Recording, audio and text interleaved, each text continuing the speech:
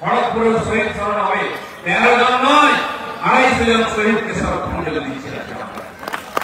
তাই যারা মাঝখানে কনফিউশন তৈরি করেছে, কর্মীদের বিভ্রান্ত করেছিল, দিলীপ ঘোষ টিএমসি যারা বলেছিল তারা নিন্দা খাওয়া, বিজেপির কোন কর্মী বিশ্বাস করেনি, কিন্তু মাথায় একটু সন্দেহ এসেছে। দিলীপটা জোরে রাখুন, রক্ত দিয়ে গান দিয়ে পার্টি দাঁড় করিয়েছি। যতক্ষণ না নবান্নে ভারতীয় জনতা পার্টির নেতা বসেছে এই লড়াই চলবে।